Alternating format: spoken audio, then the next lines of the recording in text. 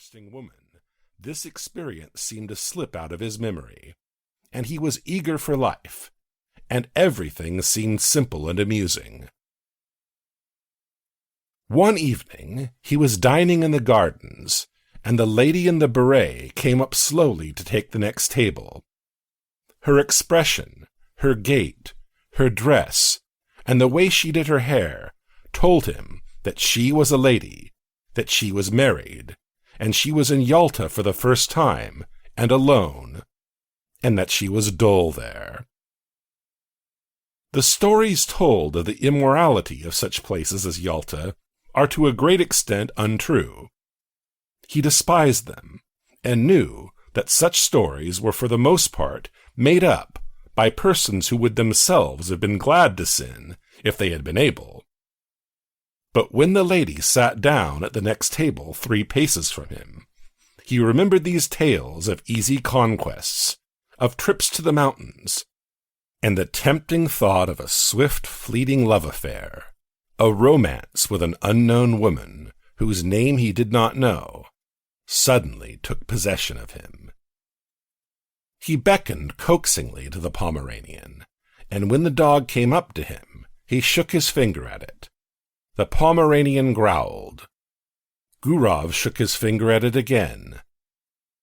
The lady looked at him, and at once dropped her eyes. "He doesn't bite," she said, and blushed. "May I give him a bone?" he asked, and when she nodded, he asked courteously, "Have you been long in Yalta?" 5 days. "And I have already dragged out a fortnight here." There was a brief silence. "Time goes fast, and yet it is so dull here," she said, not looking at him. "That's only the fashion to say it is dull here. A provincial will live in Beliov or Zhidra and not be dull. And when he comes here, it's, oh, the dullness, oh, the dust. One would think he came from Grenada." She laughed. Then both continued eating in silence, like strangers. But after dinner they walked side by side, and there sprang up between them the light jesting conversation of people who are free and satisfied, to whom it does not matter where they go or what they talk about. They walked and talked of the strange light on the sea. The water was of a soft, warm lilac hue, and there was a golden streak from the moon upon it. They talked of how sultry it was after a hot day.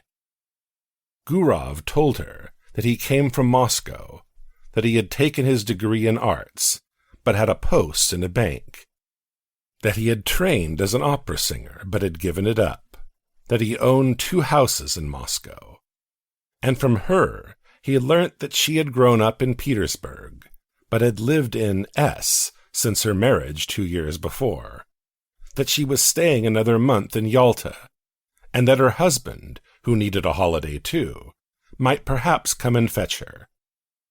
She was not sure whether her husband had a post in a crown department or under the provincial council, and was amused by her own ignorance. And Gurov learnt, too, that she was called Anna Sergeyevna. Afterwards, he thought about her in his room at the hotel, thought she would certainly meet him next day. It would be sure to happen.